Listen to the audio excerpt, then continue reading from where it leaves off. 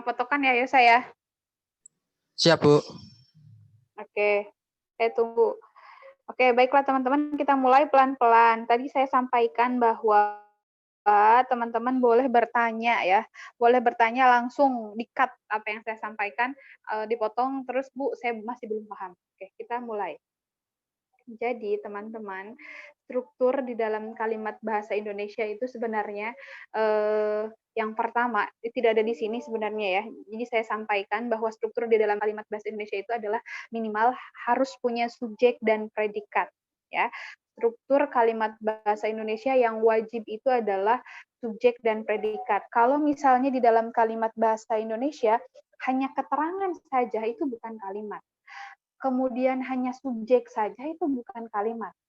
Kalau subjek dan keterangan itu juga bukan kalimat. Keterangan dan subjek itu juga bukan kalimat. Yang wajib di dalam kalimat tulis bahasa Indonesia itu adalah subjek dan predikat. Selanjutnya, mau ada objek, mau ada keterangan, mau ada pelengkap, itu boleh sah-sah saja. Ya. Jadi yang wajib itu subjek dan predikat. Tidak ada subjek dan predikat, kalimat itu menjadi kalimat tidak efektif. Nah, kalau di sini kan memang harus benar. Unsur utama kalimat harus ada. Unsur utama kalimat itu harus apa saja. Ya, tadi saya sampaikan unsur utama kalimat itu adalah subjek dan predikat. Kalau tidak ada kalimat, tidak ada predikatnya, itu bukan kalimat. Contohnya gini deh, kalau kalimat misalnya, Yosa, mahasiswa PKN STAN, yang memakai baju kuning, oke, mahasiswa PKN STAN itu siapa? Yosa. Yosa. Yang memakai baju kuning siapa?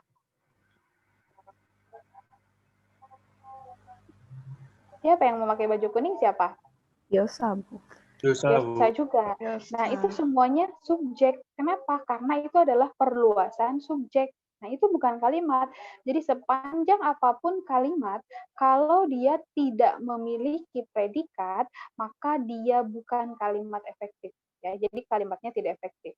Yosa yang tinggal di dekat STAN, yang memakai baju kuning, yang saat ini semester 5, yang tinggalnya di daerah mana gitu, itu adalah subjek semuanya. Jadi yang itu adalah perluasan. Nah, kalimat itu sepanjang apapun, selama tidak memiliki predikat, itu bukan kalimat. Kalimatnya tidak efektif. Nah, itu ciri kalimat yang pertama harus punya unsur utama, yaitu subjek dan predikat. Ciri kalimat yang kedua, informasinya lengkap. Kalimat itu harus memiliki informasi lengkap. Kalau informasinya tidak lengkap, itu bukan kalimat. Contohnya apa? Kalimat yang tidak memiliki informasi lengkap. Contohnya gini. Tiba-tiba saya datang ceritanya ke kelas teman-teman, misalnya. Kemudian saya mengatakan, ketika turun hujan, ini adalah kalimat, tapi kalimatnya tidak lengkap. Kenapa? Karena informasinya tidak utuh. Apa? Ketika turun hujan apa? Pasti teman-teman menunggu kelanjutan kalimatnya kan, gitu. Jadi kalimat itu harus utuh. Beda kalau misalnya saya mengatakan ketika turun hujan saya tidak akan masuk kuliah. Nah, itu udah jelas informasinya utuh. Pertama, informasinya lengkap. Kedua, ada subjek dan predikat. Apa subjek predikatnya? Saya. Predikatnya tidak akan masuk kuliah. Ya. Jadi itu adalah struktur kalimat. Saya ulangi, harus punya subjek predikat. Yang kedua, informasinya lengkap. Nah, yang di sini harus tepat. Nah, jadi kalimat itu jenisnya ada banyak ya. Apakah itu kalimat tunggal? Kalimat tunggal itu adalah kalimat yang memiliki subjek dan predikat satu aja. Kemudian kalimat kompleks, kalimat majmuk bertingkat, nanti minggu depan kita pelajari.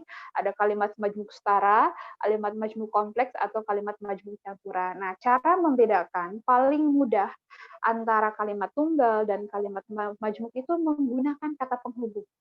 Konjungsi salah satu ciri yang membedakan kalimat tunggal dan kalimat majmuk. Contoh kalimat tunggal. Saya belajar bahasa Indonesia. Oke. Saya subjek, belajar predikat ya. Itu sudah kalimat tunggal, tidak ada konjungsi apapun, itu adalah kalimat tunggal. Tapi kalau kalimatnya saya belajar bahasa Indonesia ketika turun hujan, ada konjungsinya. Nah, ini adalah kalimat majmuk. Kalimat pertama, saya belajar bahasa Indonesia. Yang kedua kan ketika turun hujan. Nah, itu juga kalimat majmuk. Nanti kita pelajari apakah itu majmuk setara, apa majmuk bertingkat, itu kita pelajari minggu depan. Yang jelas saya katakan sekarang, cara mudah untuk membedakan mana kalimat tunggal atau kalimat simpleks dan mana kalimat majmuk atau kalimat kompleks ya, atau majmuk kompleks, itu bisa dengan mudah dibedakan dengan kehadiran konjungsi atau kata penghubung di dalam kalimat tersebut. Itu sampai sini bisa dipahami? Bisa, Bu. Oke, ya kita lanjut. Nah, struktur dasar kalimat dalam bahasa Indonesia. Nah, kita kan kalau berbicara itu ada kalimat lisan, ada ragam lisan dan ragam tulis ya. Nah, dalam ragam lisan, kalimat itu bisa subjek predikat ya, sama. Misalnya saya mandi, saya mau mandi itu kan ada subjek predikat. Ada subjek saja, bisa predikat saja, bisa objek saja, bisa pelengkap dan bisa keterangan. Kenapa? Karena kalau dalam kalimat lisan itu kan kita terikat sama konteks. Jadi satu kata saja itu bisa menjadi kalimat, namanya kalimat minor. Contoh misalnya, Yosa, kamu gimana ya? Misalnya, Yosa ada teman di luar sedang menunggu misalnya. Terus kemudian Yosa menjawab tunggu. Nah, tunggu itu kan satu kata. Tunggu satu kata, bukan iya, tolong tunggu saya, atau misalnya saya sedang mandi, tolong tunggu sebentar, kan tidak seperti itu. Langsung saja kalimatnya tunggu satu kata, tapi itu bisa dimaknai. Kenapa? Karena ada konteksnya. Itu namanya kalimat minor. Atau misalnya siap, misalnya tolong kerjakan nomor sekian ya, kemudian dijawab siap. Nah, itu kan sebenarnya kalau di dalam kalimat tulis itu tidak berterima, karena dalam kalimat tulis itu harus punya subjek dan predikat, itu yang wajib. Tapi dalam kalimat lisan itu berterima. Nah, kenapa? Karena dalam kalimat lisan terikat dengan konteks. Itu namanya kalimat minor. Atau misalnya gini, ada dosen siswanya gaduh, tiba-tiba dosen mengatakan diam. Diam itu kan satu kata, tapi itu bisa berterima. Gitu. Nah, itu disebut sebagai kalimat minor, itu karena terikat oleh konteks. Nah, di dalam kalimat lisan terikat konteks, sedangkan di dalam kalimat tulis tidak bisa seperti itu. Di dalam kalimat tulis wajib mempunyai subjek dan predikat. Nah, dalam subjek predikat boleh ditambahkan objek, boleh ditambahkan pelengkap, boleh ditambahkan keterangan, bisa ditambahkan objek pelengkap, objek keterangan, objek pelengkap dan keterangan. Itu sah-sah saja. Yang jelas kalau sudah ada subjek dan predikat semuanya boleh ya, tambahkan. Nah, selanjutnya, nah, makna kalimatnya harus jelas. Nah, pilihan katanya sudah jelas seperti yang sudah kita pelajari minggu kemarin ya. Kemudian informasinya tidak taksa, tidak menimbulkan makna ganda. Kemudian tidak berbelit-belit ya, tidak berbunga-bunga atau langsung ke inti masalahnya dari makna kalimatnya. Karena kalau kalimat lisan kan, kalimat tulis kan memang harus jelas. Nah, sekarang, beberapa problem kalimat. Kalimat tunggal dan kalimat kompleks itu banyak problemnya. Nah, problem-problem kalimat ini mempengaruhi efektif atau tidaknya si kalimat. Nah, apalagi nanti di dalam UTS ya, biasanya kalian menemukan studi kasus beberapa kalimat yang mempunyai problem-problem tertentu. Salah satunya yaitu kalimat simpleks atau kalimat tunggal, tidak ada subjeknya. Sedangkan kalimat yang tidak memiliki subjek kan bukan kalimat, gitu ya. Kemudian tidak ada predikatnya, sedangkan si predikat sendiri wajib ya, ciri wajib yang harus ada dalam kalimat. Tidak berobjek. Nah, biasanya kenapa harus ada objek? Karena kan ada predikat yang betul-betul membutuhkan objek. Jadi kan ada kata kerja yang membutuhkan objek, ada yang kata kerja yang tidak membutuhkan objek. Kata kerja yang membutuhkan objek, ketika tidak hadir si objek, maka kalimatnya menjadi tidak efektif. Kemudian kalimat majmuk tidak ada keterangan, tidak hanya berupa kalimat subordinatif. Nanti kita pahami ada subordinatif, ada koordinatif yang minggu kemarin. Kalimat menggunakan dua negasi. Negasi itu kan pengingkaran, tidak atau bukan, tidak itu adalah negasi. Oke, kita lihat lanjut nomor pertama. Langsung ke problemnya. Mungkin PowerPoint ini dibuat oleh tim dengan asumsi bahwa teman-teman sudah bisa membedakan mana subjek, mana predikat, mana objek, mana pelengkap, mana keterangan. Jadi langsung ke sini. Nah, Jadi, kalau subjek kan teman-teman sudah tahu ya apa yang dibicarakan. Kalau predikat biasanya kata kerja. Kalau objek itu biasanya bisa dipasifkan. Kalau pelengkap itu biasanya posisinya setelah objek, kalaupun si pelengkap posisinya setelah predikat, biasanya kata kerjanya adalah ber. Contoh, saya tidak bisa dipasifkan. Yang kedua, cirinya kata kerjanya adalah menggunakan imbuhan ber. Setiap kata kerja yang menggunakan imbuhan ber, maka di belakangnya itu adalah pelengkap. Gitu. Tapi si pelengkap itu juga bisa hadir setelah objek, gitu ya. Nah, kalau objek itu bisa dipahami kan? Kenapa dia keterangan? Atau misalnya gimana? Coba. Siapa yang masih bingung? Subjek, predikat, objek, pelengkap, keterangan. Halo? Untuk yang ini masih paham, Bu. Yang ini masih paham. Oke. Nah, saya kasih tanda kunci ya. Jadi kalau misalnya ada bagi, ada di, ada dari, ada pada, ada agar, ada supaya, ada karena, ada apa lagi ya? Ada jika, ada maka. Nah, itu membentuk kata keterangan. Ya, jadi kalau di depannya bagi, ketika itu sudah pasti keterangan. Untuk, agar itu keterangan. Ya. Nah, di sini bagi mahasiswa yang belum mengikuti tes hari ini keterangan dari baginya. Kenapa? Karena ada bagi. Bagi mahasiswa yang belum mengikuti tes hari ini, oke, kata kerjanya apa? Dipersilahkan. Ini adalah predikat. Untuk, nah tadi saya katakan kalau untuk di depannya ini adalah membentuk keterangan. Untuk apa? Untuk mengikuti tes susulan pada Senin minggu depan. Ini adalah keterangan. Kalau kita lihat strukturnya, maka KPK. Sedangkan tadi saya sampaikan bahwa kalimat di dalam bahasa Indonesia yang wajib itu adalah subjek dan predikat. Karena ini adalah tidak ada subjeknya, maka kita butuh subjek. Oleh karena itu, dapat disimpulkan di problem satu ini bahwa konjungsi di awal kalimat itu menghilangkan fungsi subjek. Ingat, konjungsi tadi bagi, di, pada, dari, kemudian di dalam, untuk, jika, karena, itu jika ada di awal kalimat menghilangkan fungsi subjek. Oleh karena itu kita butuh subjek. Satu-satunya cara agar subjeknya muncul atau subjeknya muncul, maka kita harus hilangkan baginya. Kita lihat. Kalau baginya dihilangkan, subjeknya siapa? Mahasiswa. Oke, mahasiswa yang belum mengikuti tes hari ini dipersilahkan untuk mengikuti tes susulan pada Senin minggu depan. Jadi ini sebetulnya kalimatnya efektif. Jadi kalau teman-teman menemukan kalimat seperti ini, jelas ini kalimatnya tidak efektif. Kenapa tidak efektif? Salah satu alasannya karena tidak memiliki subjek dan predikat yang jelas. Oke. Fungsi subjek kan keterangannya. Kalau si keterangannya dihilangkan, maka subjeknya siapa? Mahasiswa.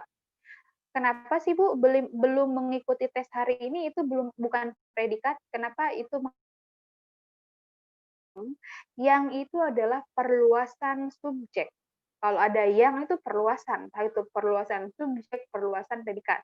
Nah, sekarang pertanyaannya, yang belum mengikuti tes hari ini tuh siapa? Ya mahasiswa, itu adalah penjelasan dari mahasiswa. Oleh karena itu, subjeknya sampai apa? Sampai karena yang belum mengikuti tes hari ini kan mahasiswa. Nah, itu adalah perluasan dari mahasiswa. Jadi perluasan subjek. Jadi subjeknya adalah mahasiswa yang belum mengikuti tes hari ini, itu subjek. Predikatnya dipersilahkan untuk mengikuti tes susulan pada Senin minggu depan. Itu juga jadi ada SPK. Bisa sampai sini bisa dipahami? Problem kalimat pertama tidak punya subjek, bisa dipahami? Bisa, Bu. Bisa, Bu. Jelas ya? Oke. Nah, sekarang kita lihat. Nah, bagi mahasiswa yang belum mengikuti tes hari ini, saudara dipersilahkan untuk mengikuti susulan pada Senin minggu depan. Nah, ini berarti solusi kedua. Solusi pertama, kita hilangkan baginya. Nah, kenapa? Karena tadi kan bagi itu membentuk keterangan. Kalau ada baginya berarti bagi mahasiswa yang belum mengikuti tes hari ini berarti keterangan, kemudian dipersilahkan predikat, kemudian untuk mengikuti tes susulan pada Senin minggu depan berarti itu adalah keterangan. Jadi KPK gitu ya. Jadi kan tidak ada subjeknya. Cara pertama tadi sudah saya sampaikan bahwa hilangkan baginya. Kalau baginya dihilangkan maka muncul subjeknya mahasiswa. Nah, di sini ada cara kedua. Cara keduanya seperti apa? Karena tadi struktur kalimatnya KPK tidak punya subjek, nah maka boleh memunculkan subjeknya. Nah, seperti ini. Bagi mahasiswa yang belum mengikuti tes hari ini kan itu keterangan. Nah, dimunculkan subjeknya siapa? Anda itu, atau saudara dipersilahkan untuk mengikuti tes susulan pada Senin depan. Jadi ada dua solusi. Solusi pertama, dihilangkan keterangannya baginya, jadi dimunculkan subjeknya. Solusi kedua, ditambahkan subjek setelah sebelum predikat. Jadi kan struktur kalimatnya KSPK. Bisa dipahami? Bisa, Bu. Bisa ya. Oke, kita lanjut. Nah, ini juga sama ya. Bagi peserta diklat yang belum mengikuti tes hari ini kan keterangan. Siapa subjeknya? Panitia. Mempersilahkan Anda. Nah, Anda itu kenapa objek? Karena bisa dipasifkan. Coba lihat. Yang pertama, Anda dipersilahkan panitia. Satu, bisa dipasifkan. Yang kedua, tadi saya sampaikan apa ciri objek itu? Predikatnya berupa kata kerja berupa mem atau me. Nah, oleh karena itu si Anda ini posisinya adalah objek karena tadi bisa dipasifkan, yang kedua predikat kalimatnya menggunakan imbuhan me gitu loh. Bisa seperti ini kalimatnya. Jadi ada beberapa cara. Paham ya? Paham, Bu. Oke. Sekarang nah ini juga kepada hadirin yang masih berada di luar. Nah, berarti kan tadi saya katakan bahwa konjungsi itu membentuk keterangan karena ada kepada kan di sini, berarti itu adalah keterangan. Kemudian kami persilahkan. Nah, kami persilahkan itu predikat. Ya, kalau kami persilahkan itu kan predikat kan, bukan persilahkan saja, tapi kan kami persilahkan bukan kami kemudian persilahkan, tidak kan itu kan frasa. Kami persilahkan untuk memasuki ruangan karena acara akan segera dilanjutkan. Strukturnya adalah KPKK. Lagi-lagi kesalahannya apa? Tidak ada subjeknya karena yang wajib itu ada subjek dan predikat. Ini KPKK. Nah, perbaikannya seperti apa? Kita lihat. Tadi ciri yang pertama ya udah sama, si subjeknya si ini dihilangkan, subjeknya siapa? Jadi hadirin. Yang masih berada di luar itu siapa? Ya si hadirin tadi. Namanya apa? Karena ada yang tadi sudah saya jelaskan itu adalah perluasan subjek. Predikatnya apa? Kami persilahkan. Nah, apa? Untuk memasuki ruangan. Nah, ini kalimatnya menjadi efektif. Nah, cara yang sama tadi, selain menghilangkan si kepadanya, ada juga solusi yang kedua, yaitu dengan cara menambahkan si subjek. Kemudian, kepada hadirin yang masih berada di luar, ini boleh tadi tidak diubah. Sama seperti kasus nomor pertama. Lalu munculkan subjek. Subjeknya siapa? Saudara. Kami persilahkan, itu predikat.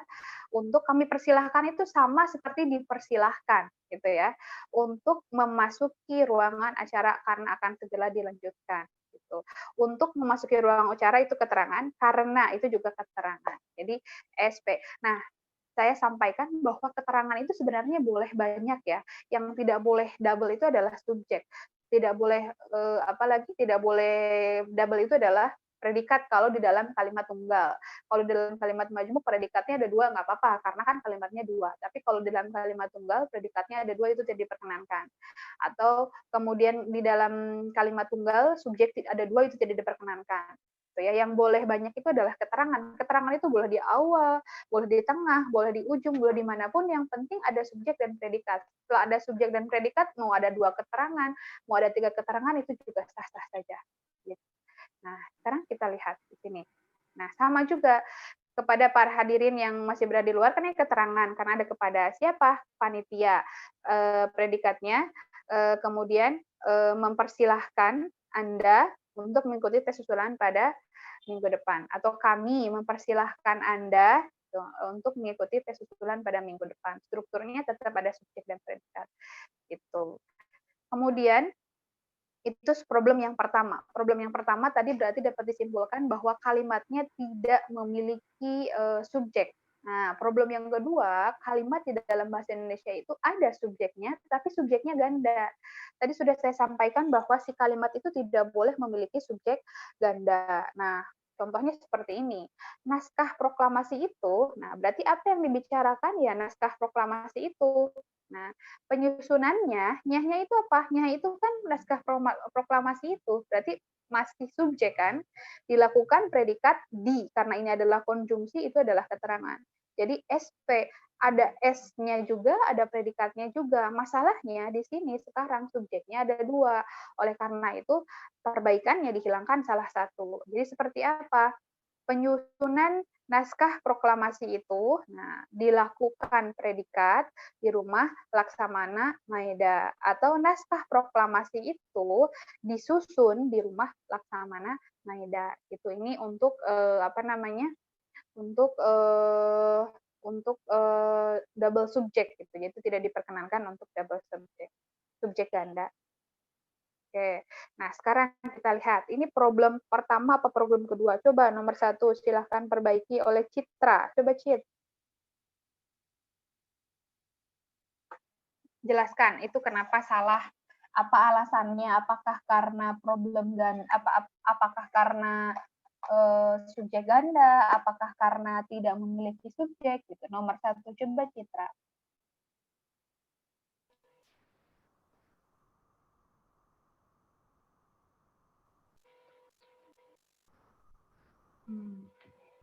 Ada Citra? Ada Cit? Iya, Bu. Nah.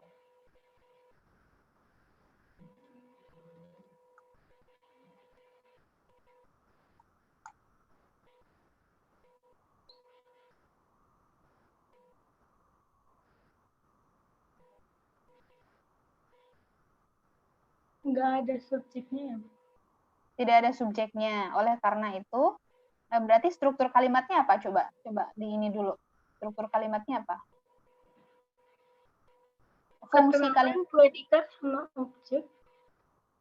keterangan, predikat, oke, betul, sama objek. Berarti tidak ada subjek. Caranya gimana agar kalimat itu menjadi efektif?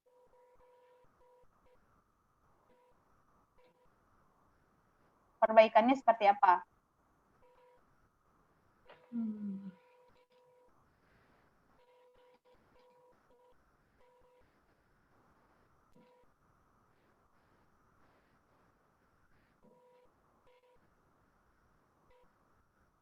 Citra. Bingung saya, Bu, juga. Betul, tadi alasannya. Alasannya betul karena tidak memiliki subjek. Tadi sudah saya sampaikan di slide sebelumnya, ada dua cara untuk memunculkan subjek. Nah, cara pertama apa? Cara kedua apa? Siapa yang bisa bantu Citra?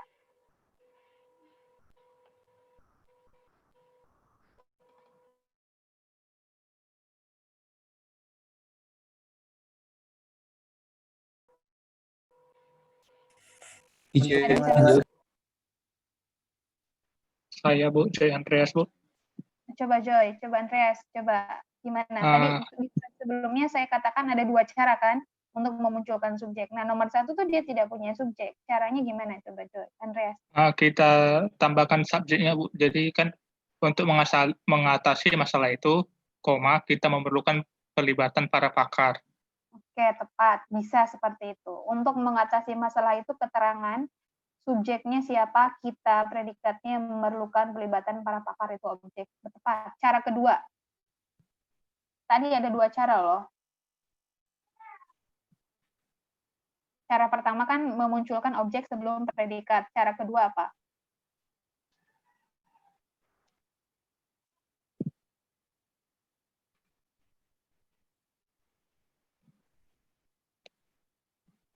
Untuk mengatasinya dihapus, Bu. Oke, tepat. Untuk mengatasinya dihapus. Subjeknya siapa? Masalah itu. Betul. Predikatnya? Memerlukan Oke, memerlukan perlibatan para pakar, diperlukan masalah itu. Perlibatan para pakar itu kan objek karena bisa dipastikan, tepat sekali. Jadi teman-teman perlu diingat ada 2 cara memunculkan subjek. Pertama, ditambahkan setelah predikat. Yang kedua, konjungsi di awal kalimat itu dihilangkan karena itu akan menghilangkan fungsi subjek. Bisa dipahami? Bisa, Bu. Ya, Jadi- coba. Kenapa? Jadi Gimana? apa nanti subjeknya itu kalau misalnya apa namanya konjungsinya dihilangkan berarti subjeknya itu mengatasi masalah itu, Bu. Bisa mengatasi masalah itu atau masalah itu. Harusnya sih masalah itu, ya. Jadi yang dihilangkan itu adalah untuk mengatasi. Yang subjeknya adalah masalah kan. Subjek itu kan tidak harus selalu orang, tapi apa yang dibicarakan. Yang kita bicarakan sekarang apa? Masalah. Masalah apa? Masalah itu. Ya. Jadi subjeknya adalah masalah itu. Memerlukan pelibatan para pakar. Kan informasinya jelas. Masalah itu melibatkan pelibatan para pakar. Jadi bukan mengatasi masalah itu, tapi masalah itu. Oke, predikat di awal kalimat juga tidak dibenarkan. Bisa dipahami? Bisa, Bu. Terima kasih. Oke. Nah, sekarang nomor 2. Nanti nomor selanjutnya di PR-kan. Nomor 2 coba oleh Noval Rifki Azhar. Baik, Bu, sebentar, Bu. Silahkan.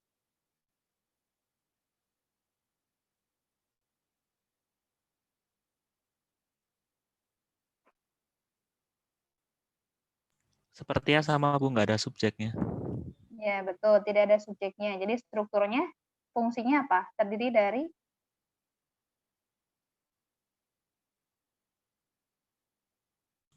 Keterangan, predikat, keterangan, predikat, objek. objek, tepat. Nah, sekarang keterangan predikat objek. Berarti yang harus ada itu adalah subjek. Bagaimana cara memunculkan subjek? Ya, yang pertama bisa ditambahkan subjek, Bu, di tengah kalimat. Bagaimana? Nah, misalnya dalam pertemuan antara guru dan mahasiswa, mereka atau kami telah memutuskan langkah-langkah yang harus dilakukan olehnya. Oke, terus yang kedua? Dalamnya dihapus, Bu. Jadi subjeknya? Pertemuan antara guru dan mahasiswa. Oke, telah memutuskan langkah-langkah objek tepat. Oke, seperti itu bisa dipahami untuk yang problem yang pertama? Bisa, Bu. Bisa ya, Bisa, nanti selanjutnya ini jadikan latihan. Oke, kita lanjut. Nah, sekarang simpulannya apa sih sebenarnya subjek itu? Subjek itu adalah berupa kata benda dan kelompok kata benda atau frasa nomina. Ya, frasa itu kan kelompok kata benda. Jadi misalnya mahasiswa yang baik itu, nah itu adalah kelompok kata benda. Mahasiswa yang baik itu karena yang itu kan tadi saya katakan adalah perluasan subjek. Jadi tidak hanya benda. Jadi ingat si subjek itu tidak hanya satu kata, bisa juga adalah kelompok kata atau kelompok kata benda atau bisa berupa frasa nomina. Gitu ya. Benda juga kan termasuk orang, tapi di sini ingat bahwa subjek tidak selalu orang, tetapi apa yang dibicarakan. Biasanya terletak di awal kalimat, tidak dapat didahului oleh kata depan tadi. Kalau subjek didahului oleh kata depan atau preposisi di, dari, bagi, pada, maka akan menghilangkan fungsi subjek. Kalimatnya akan jadi tidak efektif. Nah, kita punya PR lagi. Apa PR-nya? Ya, tambahkan subjek atau hilangkan si preposisinya. Bisa dipahami? Bisa, Bu. Oke, nah sekarang kita lanjut ke beberapa contoh preposisi ini ada di, ke, dari, pada, hingga, supaya, sejak, ini. Nah ini kalau ada di awal kalimat maka akan menghilangkan fungsi subjek ya. Oke, sudah jelas. Nah problem 2 bahwa si kalimat itu tidak punya predikat. Nah hasil identifikasi tersebut ini subjek. Tadi saya katakan kalau ada untuk berarti itu membentuk keterangan. Untuk mengukur dan memperkirakan memperkirakan itu keterangan 1. Sampai seberapa jauh risiko berpotensi membahayakan, meluas dan menyebar itu keterangan 2. Sehingga ini kan sehingga, sampai, ukur, untuk itu kan konjungsi semua. Nah, ini kan membentuk keterangan.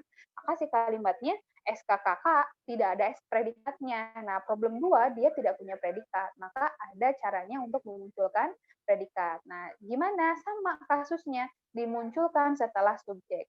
Hasil identifikasi tersebut digunakan. Nah, predikatnya apa? Digunakan. Apa? Untuk mengukur itu keterangannya, memperkirakan, dan lain sebagainya. Kemudian, sehingga